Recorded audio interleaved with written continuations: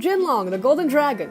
I've had this channel for a while, but I never really did anything with it, so today I'll be reviewing a fan-made Pokemon game based on a fairly known creepypasta song, Hypno's Lullaby.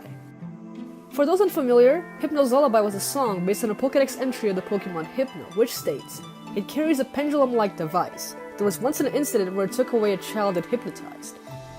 The creator and performer, both anonymous, decided to create a creepypasta in form of a song based on one of the creepiest Pokédex entries ever. It seems this was made on a Game Boy Advance ROM of Pokemon Fire Red. If you don't know what a ROM is, it's basically a downloadable digital copy of a game. But you still need an emulator to play it. In this case, I'm using OpenEMU as my digital Game Boy. Well, let's get on with it. This is Hypno's Lullaby. The usual, Professor Rook not knowing the difference between a boy and a girl, yada yada. I think I should pick a name that best defines me as a person. Very fitting indeed. You start in Leaf's room as usual, though it seems this time the starters are a Vulpix and a Meryl. Why? Hell if I know, but we all know I'm going with... Meryl. I thought I was gonna pick the mainstream one? Meryl deserves some love too, you heartless bastards. I've always been a fan of water types anyway. The story takes place in 3 Island, the Kin Island of Family Bonding. What? The Pokemon Center is closed? You're too young to take the boat and a fucking Slowpoke is blocking the Pokemon entrance so I can't buy basic supplies. 3 Island? More like Inconvenience Island. Apparently the whole town is terrified that children have been disappearing in Berry Forest, up to the northwest. Oh yeah, at the beginning of the game Professor Blind here told us to find his unnamed grandson, didn't he? Well, there's a case of mass disappearances going on, but this woman seems pretty chill about it. In fact, she's going fishing. It seems those who go into the forest never return. However, one little boy who disappeared a few weeks ago did manage to find his way back, but all he is capable of saying is the word Hypno over and over again. Well, guess we have no choice but to go see for ourselves. Also notice it says to be quiet when crossing the bridge.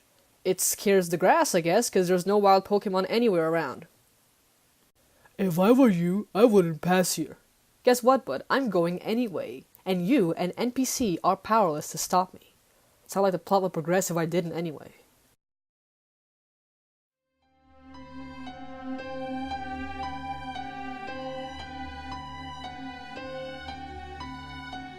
Yeah, okay, for some reason this notice does give me the creeps. The fact that it's dark and there's no other soul here but me kind of helps too. Wow, it's pretty easy to get lost in here, huh? What was that? Is it just me? Okay, let's keep going. You soon find one of the lost kids. Lost Tell? Really? I have pulled another victim, Master Hypno. You can seize his mind and take it to the cave.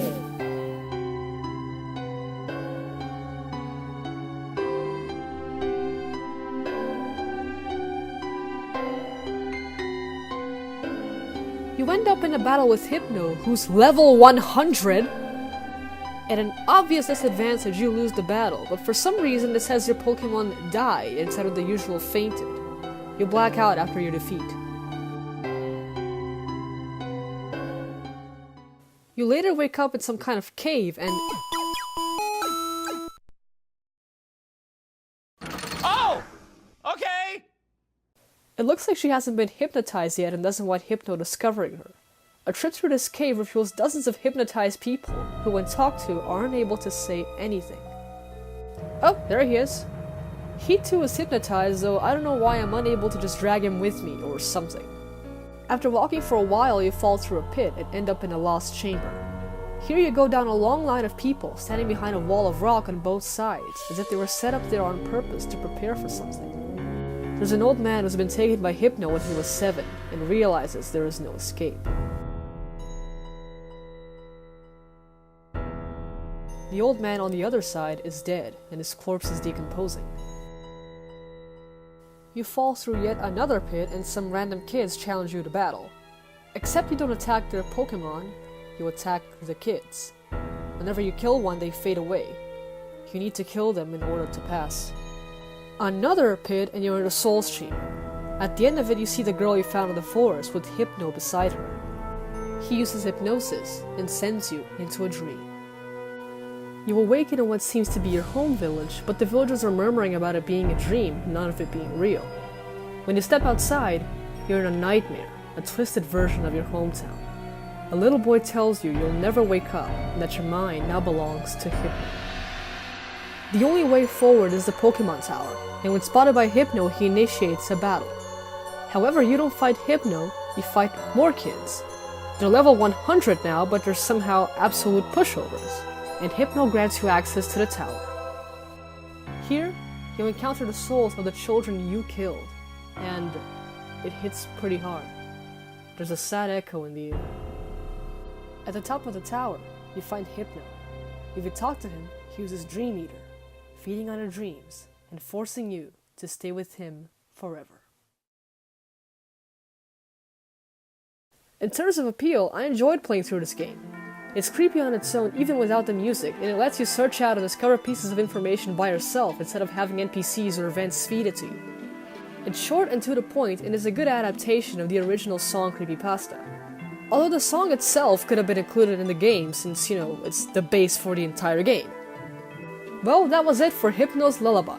I know it's not Halloween or anything, but come on, this creepypasta deserves more recognition.